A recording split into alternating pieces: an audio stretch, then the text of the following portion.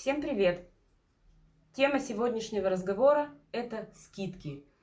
Почему мы заводим эту тему? Поступают периодические вопросы, бывают ли у нас распродажи, бывают ли у нас какие-то грандиозные скидки. Вот я хочу поговорить о скидках, пойдем издалека. Например, магазин одежды торгует коллекцией, то есть привезли коллекцию, они ее продают, что-то не продано остается, проходит сезон, приезжает новая коллекция, соответственно, старую они распродают с большими скидками. Эта скидка может быть, например, даже от 30 до 50%. Бывает, что коллекция совсем не расходится, и ее продают хотя бы, чтобы возместить свои затраты.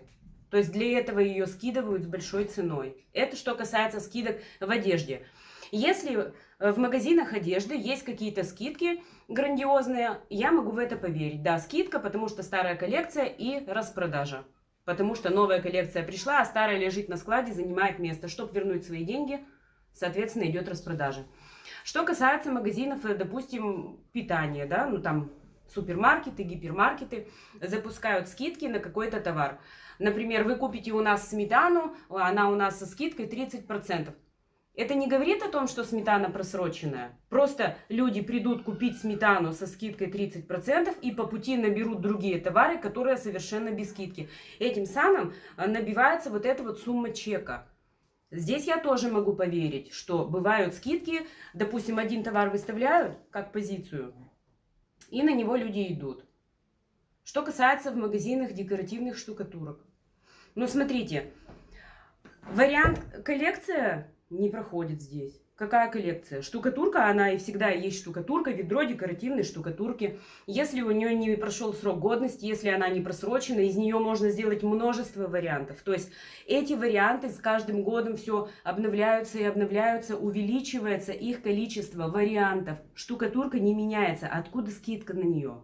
Например, 30-40%. Ну, откуда скидка на штукатурку? Есть варианты, когда да, есть такая скидка. Привезли товар, он стоит, у него подходит срок годности. Например, да, срок годности 12 месяцев, прошло 10 месяцев. У нас, честно, у нас такого не бывает. Но это допускается. Возможно такое, что привезли много товара, он оказался не таким, как ходовым, как бы мы хотели, и мы бы его распродали. У нас такого товара нет, но это возможно, если подходит срок годности. Также бывает большая скидка, если... Вообще лакокрасочная продукция, она же не подлежит обмену и возврату. Но если человек купил себе 15 ведер декоративной штукатурки, например, да, колерованной или не колерованной, неважно, и у него 2 ведра осталось, он приходит по-человечески, просит: ребята, куда вот мне ее? Возьмите, пожалуйста, на реализацию, может быть, кому-то пригодится. И вот такой товар он пойдет со скидкой. Это будет колерованная штукатурка, она с реализацией. Человек об этом уведомлен, который приобретать собирается, ему говорится, что вот эта реализация, она со скидкой потому-то, потому. Или вот этот товар, вот осталось 2 ведра, у него подходит срок годности, я вам отдам его со скидкой. Вот в этом случае, по моему мнению, можно рассчитывать на скидки какие-то грандиозные в декоративных штукатурках. То есть это не тот товар. Это не товар, когда проходит сезон и приезжает новый. Это не товар, который можно выставить как сметану, и потом на него прибегут и докупят другое. Это не то. Ну, как бы здесь не бывает такого. По-человечески мы делаем скидку своим клиентам в пределах разумного. То есть каждый клиент, который у нас есть много клиентов, которые систематически у нас покупают, мы просто по-человечески не можем этим людям не сделать скидку. Это просто будет не по-человечески, мы им делаем. Также мы делаем скидку своим вот постоянным партнерам. Или у нас есть скидки определенные от суммы покупки. Но это в пределах разумного, она до 15%. В редких случаях она может быть чуть выше, если там вообще грандиозная какая-то сумма чека. Я вот вам что могу сказать? Ну, ведь вроде люди все взрослые, ну подумайте, вот 40% скидки, да, бывает, что я сама вижу, что вот у нас штукатурка со скидкой 40%. Ну, ребят, откуда 40%? Вот смотрите, если ведро штукатурки стоит 3000 рублей, то со скидкой 40% оно стоит 1800, да? Это вообще нормально, как вы считаете?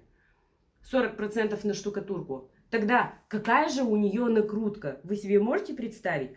сколько нужно накрутить на товар, какую сумму надо накрутить от изначальной стоимости, чтобы без ущерба для бизнеса сделать скидку 40%. Это нереально завышенная стоимость товара. Нереально завышенная стоимость товара. Только в этом случае может быть скидка 40% без ущерба для бизнеса. И ни в каких других. Вот, например, если бы я покупала себе штукатурку, и мне бы сказали скидка 40%, меня это вообще бы очень насторожило. Откуда она возьмется? Вам могут сказать, мы производители, поэтому мы можем себе позволить такую скидку. Да неправда, люди, ну вы же все взрослые люди. Производители имеют такие же расходы, как и все остальные. Есть производители, которые несут определенные расходы. Есть торговая точка, которая несет определенные расходы. Эти расходы у всех одинаковые. Неважно, являемся ли мы производителями или мы являемся региональными представителями. То есть никак это не влияет. Производитель получает сумму за производство товара. У него свои расходы. Розничная точка несет свои собственные расходы. Это та же самая аренда, электричество, зарплата продавцам, техника и так далее. И эти расходы у всех одинаковые. Неважно, производители вы или не производители, нет разницы никакой. У вас те же самые расходы. Ну вот вы же взрослые люди. Неужели не настораживает? Я могу так сказать, у нас таких скидок нет. Я вообще считаю, что если такая большая скидка, то это как-то настораживает. И, людям, очень плохо, если они так сильно...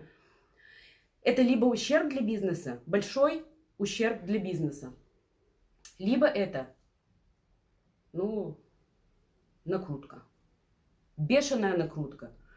Если одно ведро штукатурки стоит 3000 рублей, а его вам предлагают за 1800, это значит, что все остальные ведра здесь тоже примерно стоят 1800. А 3000 они стоят только потому, что у них нереально завышенная стоимость, а только так.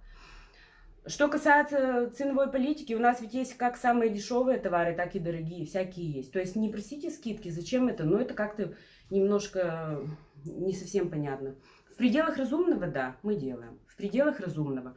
От суммы чека у нас идет покупка такая-то, такая-то скидка. Покупка такая-то, такая-то скидка. То есть все от суммы чека. И неважно, где вы покупаете, в отделе производителей или в каком-то еще любом другом отделе, это совершенно не важно. Расходы у всех одинаковые.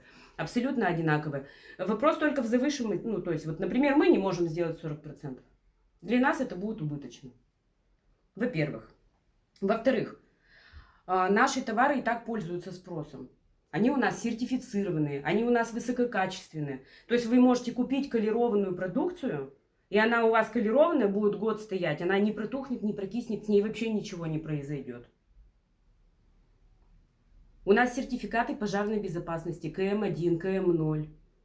С чего она, откуда возьмется? По-человечески можно попросить, да. Сказать, например, вы пришли, у вас там покупка на 5000 рублей, и вам 500 рублей не хватает. Не хватает. Попросите тогда. То есть все же люди. А так что 40% скидки для меня это, честно, смешно. Я как-то не совсем вообще понимаю это. Сколько должна быть накрутка на товар. Вот и в принципе все. Вопрос о скидках. У нас таких скидок нет, только с распродажи. У нас бывает реализация, и сейчас есть некоторые товары, когда люди попросили. Эти товары со скидкой, но их очень мало, и настолько мало, что вы можете прийти, выбрать себе там на одну комнату, например, и все. А все остальное у нас ликвидный товар, бешеных скидок нет. И я надеюсь, что не будет, потому что большие скидки это подразумевает гибель компании. Для меня это так. Если мы будем умирать, мы будем вот такие делать скидки. Вы можете это знать. Если мы лупим скидки на весь товар 40%, это значит, мы сдыхаем. Только так. Я надеюсь, я все понятно говорю. Если что, задавайте вопросы в комментариях. И всем пока.